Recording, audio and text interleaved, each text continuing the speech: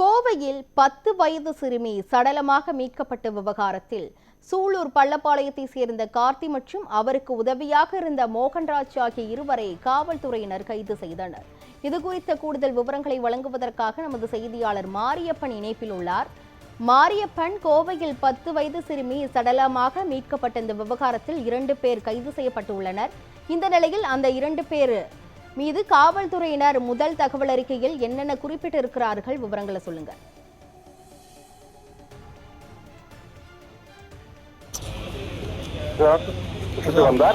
அந்த சிறுமி நேற்று முன்தினம் மாலை கடைக்கு சென்றவர் வீடு திரும்பவில்லை. இதனால் சிறுமியின் பெற்றோர் மற்றும் உறவினர்கள் அக்கம் பக்கத்தில் தேடியும் கிடைக்கவில்லை. இந்நிலையில் நேற்று முன்தினம் மாலை இருசக்கர வாகனத்தில் 2 பேருடன் சிறுமி சென்றதாக கூறப்படுகிறது. அதன் பேரில் போலீசார் வழக்கு பதிவு செய்து விசாரணையும் நடத்தி வந்தனர்.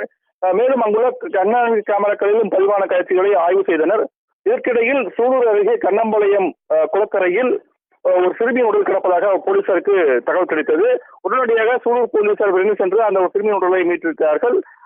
இதன் தகவலின் பேரில் உடனடியாக மேற்கு மண்டல ஐஜி மற்றும் மாவட்ட காவல் கண்காணிப்பாளர் உள்ளிட்ட உயரதிகாரிகளும் சம்பவ இடத்துக்கு வந்து விசாரணை நடத்தியிருக்கிறார்கள். மோப்பனாய் வைக்கப்பட்டு அதன் தொடர்ச்சியாக விசாரணையானது நடத்தப்பட்டிருக்கிறது.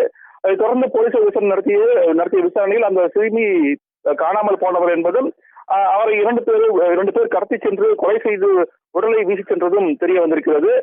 குறிப்பாக போலீசார் சிறுமியின் உடலை பிரேத சிங்கநல்லூர் இஎஸ்ஐ மருத்துவமனைக்கு அனுப்பி வைத்திருக்கிறார்கள். சிறுமி கடத்தி சென்றவர்கள் பாலியல் வன்கொடுமை செய்து கொலை செய்துவிட்டு வீசி சென்றார்களா என்பது தொடர்பாக தகவல் பரவியை தொடர்ந்து சிறுமியின் உறவினர்கள் மருத்துவமனை முன்பு திரண்டிருக்கிறார்கள். அது மட்டுமல்லாமல் நேற்று இரவே காவல் நிலையம் முன்பு திரண்டு வாக்குவாதத்தில் ஈடுபட்டவர்கள் தொடர்ச்சியாக சாலை மறியலிலும் ஈடுபட்டனர். இதன் காரணமாக போலீசார் பேச்சுவார்த்தை நடத்தி அவர்களை கலைத்திருக்கிறார்கள்.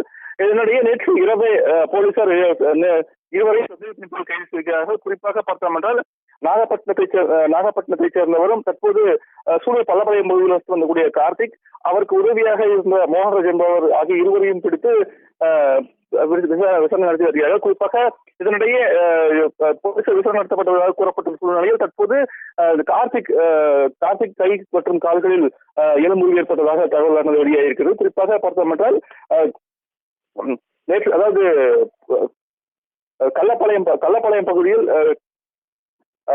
குறிப்பாக கண்ணம்பாளையம் அருகே காவல்துறையினரிடம் தப்பிப்பதற்காக பழைய கட்டிடம் ஒன்றிலிருந்து விழுத்த போது வலது கை மற்றும் வலது கால் முறிவு ஏற்பட்டதாக போலீசார் தரப்பில் தெரிவிக்கப்பட்டிருக்கிறது. தற்போது அவரை மீட்கக்கூடிய காவல்துறையினர் கோவை அரசு மருத்துவமனையில் அனுமதித்து சிகிச்சை அளித்து வருகின்றனர். கோவையில் 10 வயது சிறுமி கொலை செய்யப்பட்ட சம்பவம் பரபரப்பை ஏற்படுத்திய சூழ்நிலையில் அவர் பாலியல் வன்கொடுமை செய்து கொலை செய்யப்பட்டாரா என்ற தகவல் பரவி வருவது அதிர்ச்சியை ஏற்படுத்தியிருக்கிறது. தொடர்ச்சியாக போலீசார் இருவரும் விசாரணை நடத்தி வருகிறார்கள். மேலும் இதில் யாரும் சம்பந்தப்பட்டிருக்கிறார்கள் என்பது தொடர்பாக ஒரு விசாரணையானது நடத்தப்பட்டு வருகிறது. கிருஷ்ணவேணி. கோவையில் 10 வயது சிறுமி சடலமாக மீட்கப்பட்ட விவகாரத்தில் 2 பேரை போலீசார் கைது செய்திருக்கின்றனர். இது குறித்து முழுமையான விவரங்களை வழங்கியதற்கு நன்றி மாரியப்பன்.